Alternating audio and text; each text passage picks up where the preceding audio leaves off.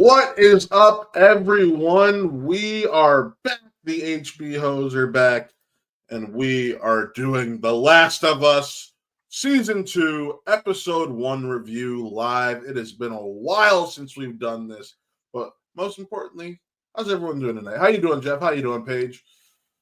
I'm doing great, man. I was so tired by the time this hit. I can't believe I'm still awake right now. Nothing against the episode, just me in general. That was it. But otherwise, I'm doing great, man. Paige, happy belated birthday. Yes, happy belated Thank birthday, you, Paige. kind sir. Thank you, both of you guys. I appreciate that. Yeah, I know. I mean, I actually did stuff. Like, I felt like, oh, I didn't just do, usually, the last couple of years, I'd be like, oh, it's my birthday. I go out to eat and I'm done. Nope, it's been a weekend of festivities. So it's nice to, be able to relax on this Sunday and then get back into The Last of Us. So that just makes it 10 times better. I know that not doing anything for your birthday is false because I remember getting messages from someone about getting blackout drunk on their birthday a couple years ago. Oh, that was Hey, that might have been a couple years ago. ago. This year, maybe she isn't doing anything. This year, no, Yeah. but that's my point. You said a couple years. You said a couple years ago. You said it's been a while since. It's like I'm pretty sure. I Well, the last 2 years, I've behaved. yes. No, but we are here to talk about The Last of Us Season 2, Episode 1, which just ended a little bit ago. And yeah, it was kind of a slow burn first episode, but ultimately it had some moments. Geoff, I know you're the one who, Paige and I are talking about this beforehand. You're the one who's played the video game. So we'll start off with you. What did they bring over from the game in this episode? Just so what do they bring over the game? Well, let's start with the premise. They took that from the game. Some of the characters, maybe the settings. I'm talking about story. What story? Look of it, the story. What story did they bring over from Last of Us Part 2? So it's interesting because The Last of Us Part 2 is an interestingly structured story. It starts one way and then at a certain point it takes a completely different turn than you'd expect in terms of both what it's telling in the story as well as how it tells the story is a radical departure from everything that you've kind of been with so far. I'm still interested to see how they are going to do that in this show. At least from an adaptation standpoint. One way that I think is it's clear that they are going to probably go back and forth a bit with certain storytelling elements. Maybe it just works better for the flow of it as a TV series. The way it worked in the game was you are seeing you start from your original characters' perspectives, like from the first one, as we see here. And then there's a sudden shift where for a large chunk of the game, a good chunk of the game, you are at a completely different perspective with new characters that were not there before. You're not following Ellie and Joel. You're following other people. And it goes completely different areas than you'd expect. And then eventually they all come back together. They all combine. They all, connect in the end. So it seems like this one may be doing sort of like a, going back and forth type deal. So we'll just kind of have to see. There's also, of course, they brought most of the characters over, of course, are, from the game. They're telling the story from the game. They're just, how can they adapt it to make it different for it now that it's no longer a participatory exercise. You're watching it. Yeah. Catherine O'Hara, who plays Gail here. They didn't make it explicit. I mean, to me it was pretty explicit, but they didn't say out loud who this person is. But I have a very strong feeling as to who this person is. I will also say completely new character that wasn't in the game. Okay. So I was curious. Oh, look, Gail was or her husband? Gail was, and her husband, if I'm correct here, Eugene. If I understand this to be correct, We'll see how this goes. I don't want to like be like, oh, this, and I'm spoiling because it might connect to other things that might spoil that I do know that are in the game. Yeah, Um, I could say to you, Paige, separately if you watched cutscenes of the game. Yeah, I have. Yes. I can mention to you separately. But I think I see what they're doing. I'm interested to see why they're doing it this way and how it's going to like work. I've heard a couple things with the production of this season, including one thing that really connects with these specific characters. I don't know anything about the story, just that they're going to do something, and I'm really interested. I think that it was a nice. You're right. It was more slow. It's not that it was slow burn. It's that it's another like setting the table for Yeah, exactly. where we are now after Right. an unknown, like after a period of time, like a time jump there. Ellie is far more capable, but still pretty, brash and cocky. Mhm. But now, she is growing up. I thought that was really great hearing Dina go like, why don't you ask her there? Because she's the other one. Which is funny That was considering funny. clearly Dina also.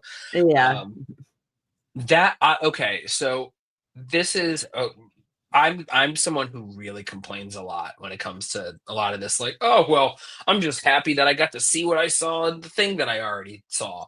But if we're just talking straight adaptation stuff, I like that they made sure to take the proper beats that led up to Ellie's first kiss with Dina. Yes. I remember going to E3 in 2018 in LA, and I went to E3 Coliseum for a panel that was had Neil Druckmann there, the creator and director of the game, and they went over this scene from the video game and how it was like this revolutionary tech that they did in order to get this motion capture performances in the game, and having motion capture stuff where the cameras are all like kind of like that to somehow work for them to have the very first motion capture video game like Kiss like that. And it was a big deal, like building up to it. It had nothing to do with just like outside of the fact of, oh, it's a big, it's a queer kiss in this series, and that's awesome too that they're putting so much money into this sort of thing and they're putting that front and center. Cool. But like the tech thing was a really cool thing to see from that end. So like it's cool to see that envisioned again. And I think that so far they're doing a good job building from what happened before. I like that this season started with the very, very, very tail end Mhm. of season I one, did too. so that Yes. so then you are going into this. Doesn't matter that there's a time jump. Ellie is still. That there was a fundamental change because she I'm knows that he's lied. so I'm curious if like it's just like that was my big thing. All right, like towards the end of season one, they like grew this like father daughter bond, and then now we're at this estranged like relationship between them. So I wonder if they're gonna like flash between those 5 years, or are we just gonna keep going, and we kind of just maybe she just is it true that she is just older and every 19-year-old daughter is not the nicest to their dad, or did something happen in those 5 years and they're going to bring it up? So I'm curious with that. Like, I'm curious if she knows that he's lying or if that's already been discussed, but obviously they can't talk about it with anyone. So I'm curious to see kind of where that lies ahead.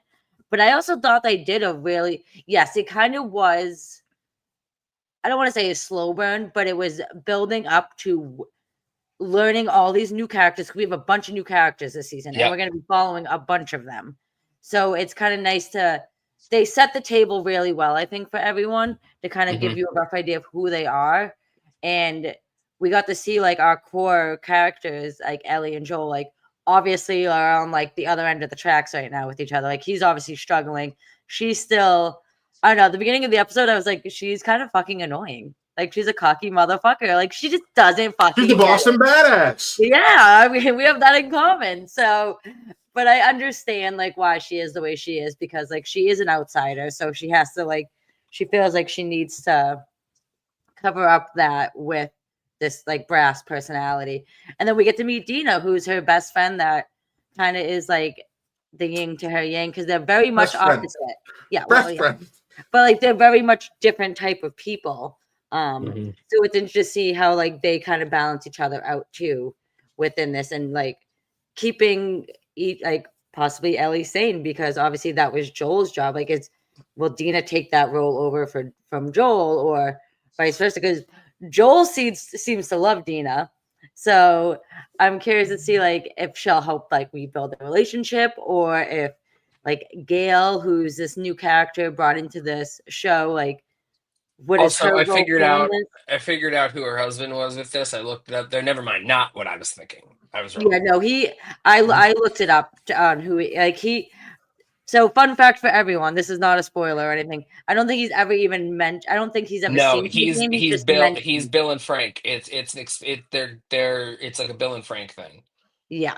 I think it's someone who is briefly in the game, and then someone else who is only referenced but never actually seen in the game. In the game, you see Bill and Frank. You only see his dead body, and then they radically change that story for that. And then here, Gail is a new character, and Eugene is someone who you only see in a photograph. Yes. Yeah, so yeah, I'm like, oh, I don't know. Like, is that gonna? I'm assuming something's gonna come back with that, because I mean, I know he's referenced like I guess in the game he like died of a stroke or something at like 73 years old, and he was close with Dina or something. Yes.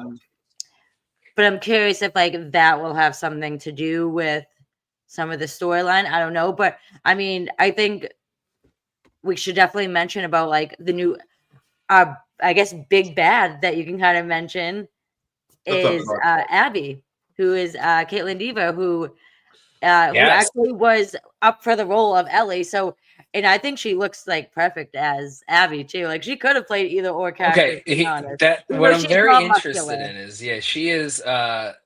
It's funny that you say it looks perfect for Abby. I want to see how she's posted, like how they're going to have her characterized here, because like a really good way to describe her in the game, Matt, is she's Katie O'Brien in the game, the actress from Love Lies Bleeding, and she's also in Andor, I believe. She's just huge. She's a massive yoked woman. She's Mando, by the way. Mando. Yeah. And then that's right. Yeah. So she's just ripped. And it's like kind of like a core kind of like thing about the character, even if it's not discussed that much, of like she's like a traumatized individual who then like builds literal layers she builds on top of herself to like kind of like internalize and build like rage within her. And she's not that here. She's Caitlin Dever. Dever maybe like got a little leaner, like a little more in shape potentially. It's hard to tell from the brief time that we got to see her. Yeah. But it does not seem the same here. But like visually it doesn't, but I feel like they'll do I think Caitlin Dever is a talented enough actress that she'll be able to do awesome. a great job. I'd love to see showing the tragic like weight that's on her shoulders and the pain that she's going through trying to get revenge right now.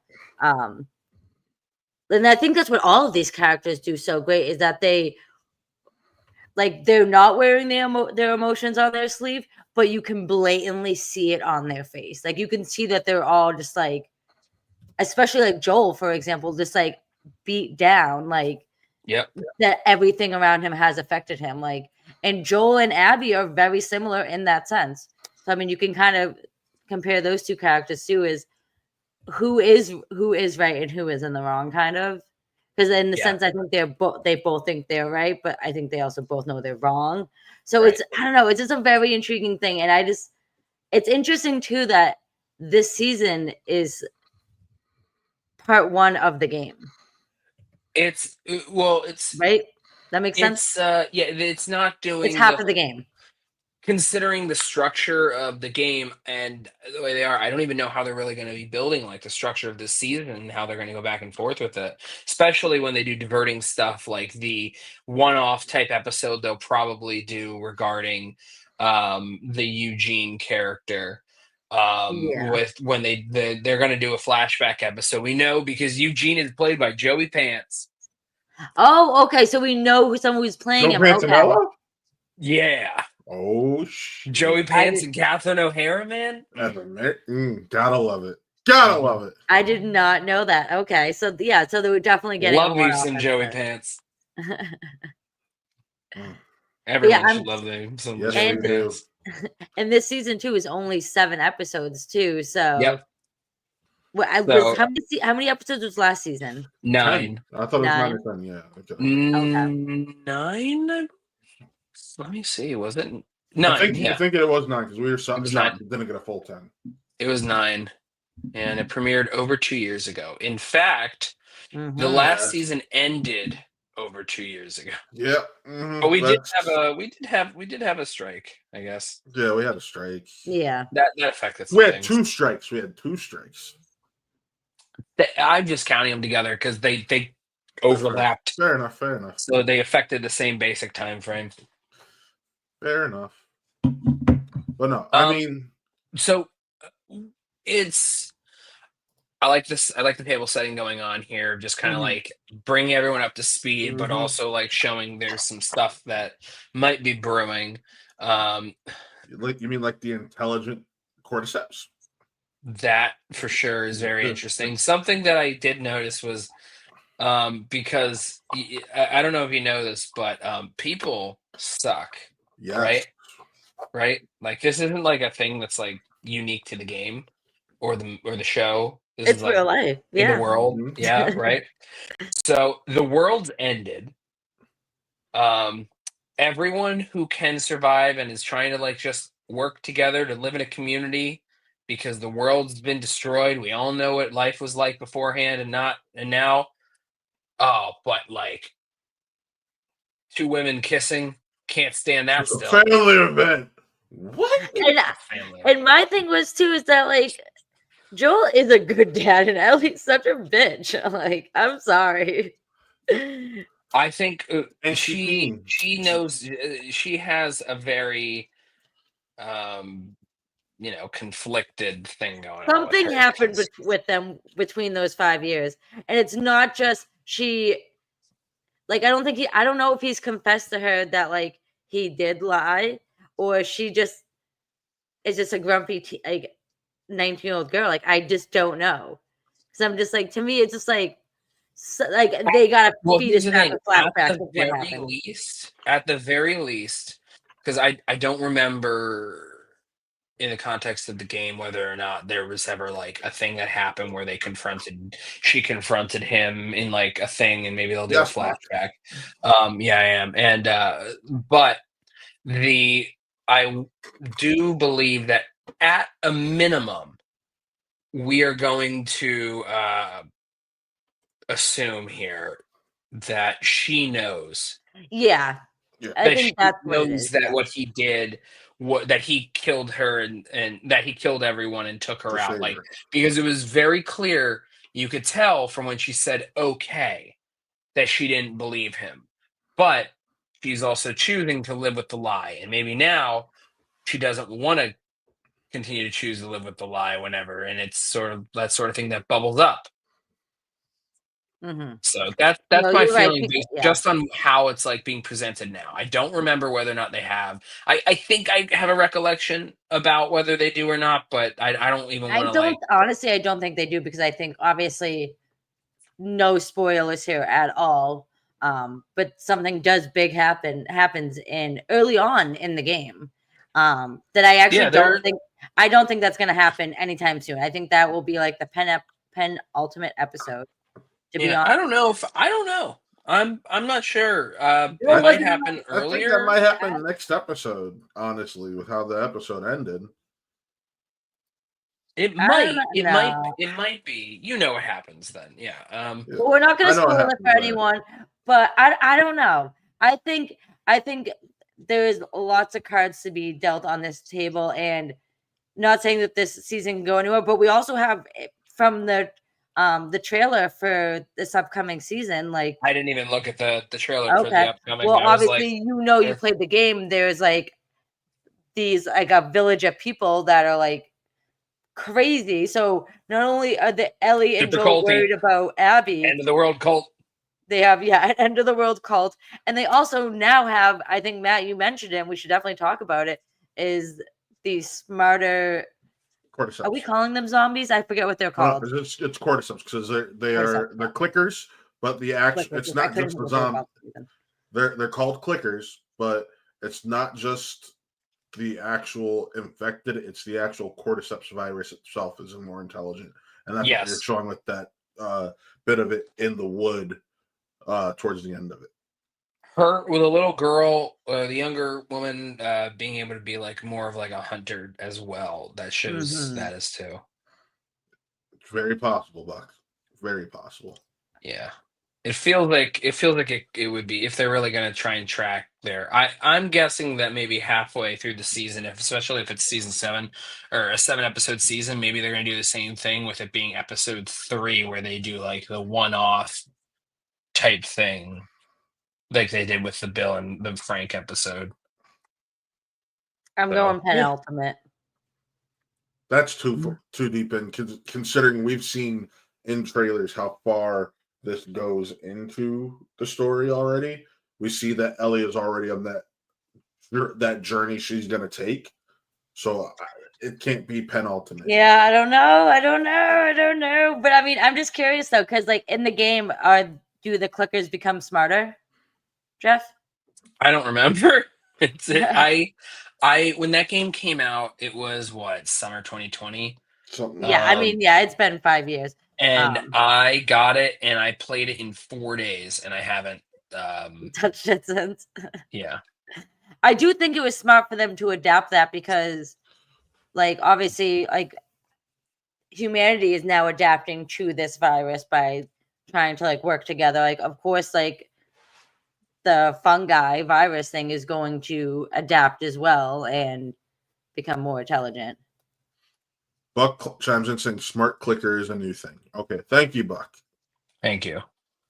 Interesting. Yeah. But yeah, overall, I mean, I liked a new addition of our characters that we got. Mm-hmm. I'm really curious to see like what we do with them. I really like Dina. Dina stood up to me. Listen, this is a great Dina. You don't like Dina? No, I said it's a great Dina. Oh, it's a great Dina, right? Yeah. All I gotta say is charming. Who knew? Isabella Marquette is quickly as a rising star, and I think we're gonna see that a lot in this series. Superman comes out in July, and she's Hawk Girl in that. I think. Oh, I did not know that. Cleveland's own, baby. I mean, yeah. But yeah, I think we're quickly gonna. The world is quickly gonna know who Isabella Marquette is, and unfortunately, they'll be reminded that her career started with that shitty last Transformers film by Michael Bay. But it's fine because she also was Dora in Dora and the Lost City of Gold, and that movie rips. That movie does. Well, you know what? At least she was an alien Romulus guy, and she gave birth to a spoiler alert for that, guys. Mm-hmm. She gave birth to a fucking alien monster. No, I don't even know. She gave birth to a crossbreed. Yes, there we go. Will she do that overall, in this season? Who knows, guys? So overall, we'll just wrap it up here. Yeah, because it's not much to really. Not much happened. Wait. We did talk about the kiss scene already, but there is one scene we didn't really go into detail about the full interaction between Gale and Joel. Yeah, it's all unique stuff that wasn't in the game, and that's fair. But I was just talking about in general. Like that was a powerful fucking scene. It was, and you know what? I'm glad that there is a therapist / counselor in this world because you would definitely need one when you have fucking clickers and crazy people going after you and stuff. It's smart that they adapted and brought in Catherine O'Hara's character, aka Gale, to be a therapist because I think in a world like that, that's when you would need one more than ever. So I think it was very smart. But yeah, that was a very powerful scene. And I do think with them, there is still more that's going to be unraveled. I think there will be possibly more sessions or more because she knows something's up with Joel. She knows that he's holding back. And will he break and tell her? I don't know. But it was interesting. All right. Paige, where can the good people find you? Yeah, you guys can check me out at Front Page News on Instagram and Twitter. I don't call it X, but whatever you want to call it. And you can check out my latest reviews and articles over at bitesizebreakdown.com and on all social media platforms. And by the way, go check out my latest interview with Michael Cera for his latest film, Sacramento. That's on our YouTube channel. Geoff, where can the good people find you? Geoff1106 on Twitter. That's it. I do stuff here occasionally. Got something supposed to at least have something coming up here this week, correct? Yes, I will be seeing the next critic screening availability of Sinners, hopefully, and then I will be doing a review for that later this week. Sure. And you can find me and everything I do right here on What Real Entertainment. These people, if you haven't seen how Geoff and I do reviews when he's reviewing movies, and I unfortunately don't have a screening, you'll see me on that review. And also you'll just see everything we do over here. We've had a lot of growth the last few days. So yeah, it's not a few days, last few months. But you can check out on Thursday of this week, Millennial Geek Trivia, hosted by myself and Taylor Cleek, live on our Twitch and YouTube, starting at 9:30. It's going to be a fun time. It's not just movie trivia; it's books, TV, music by osmosis. So you can be sure to check that out. And yeah, and our sister channel, Watt Gaming. Pretty sure Taylor did a Last of Us playthrough a long time ago, and you can go check that out there.